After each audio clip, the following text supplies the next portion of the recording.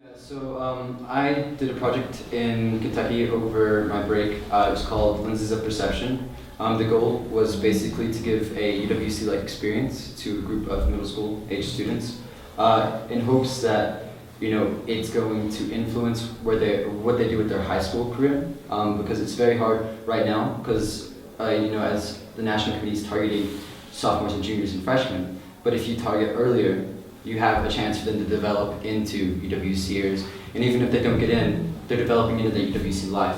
And that was kind of the goal. So this year I teamed up with UWC Adriatic and UWC Atlantic, and I had Max co-years, involved 2 of them, and then I had one of my first years involved before they came into the UWC movement. So 3 perspectives on the UWC movement, and we put together a 5-day camp where we explored each part of the UWC movement on the mission statement based.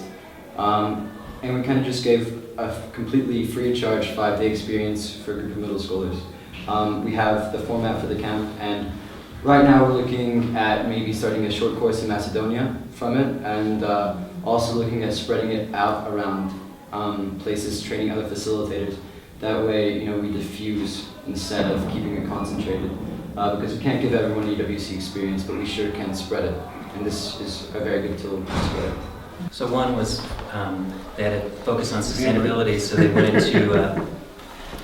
into kind of garbage and then had the students go into garbage and build things out of that, right? That was one. Yeah, we ended up one day playing sustainable soccer, made a soccer ball out of all trash. We had a service day. One of the coolest activities we did is we took 2 days. We had them come up with their own culture, made a constitution, came up with their own language within a 2-day span. And 2 separate groups, put them on 2 separate land masses, put the land masses together and said, work out your conflicts with 2 different languages. And they did, and they learned to communicate, so it was very UWC. But the wilderness experience of in the first few days or weeks or months, I don't know, beyond because it's fashion. Yes. Right. In the very But beginning. it is still in the oral invitation piece. Everybody goes out on a 2-day, 2-night trip, and I think you were one of the leaders, right? Yeah. So you want to speak to that? Yeah. I think it's really important because when you come here, everything is new and it's so much going on, and when you have 2-3 days in the wilderness and Ghost Ranch is really beautiful. It's so New Mexican and really represent this part of the world. I think it's a really nice way to kind of get to know the people in your class, but also what am I doing here? What is this experience all about? I think it's a really nice way to start.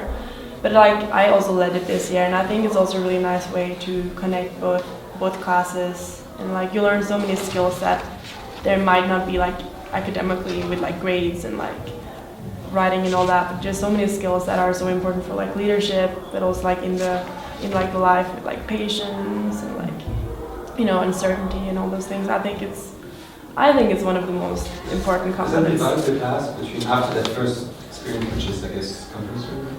Everyone, does that divide the class between the wilderness leader or the wilderness fans and those who are not so? I was also in wilderness, and I don't think it divides the class at all. They're just different opportunities for leadership, because I was a wilderness leader.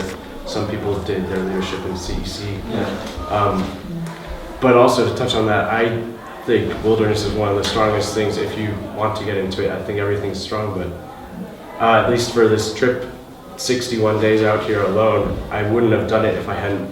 I was reflecting a lot on the road, but without wilderness, I wouldn't have had many of the skills that have helped me on biking across the country alone at only 19. And so I think it's one of the strongest programs that the school offers.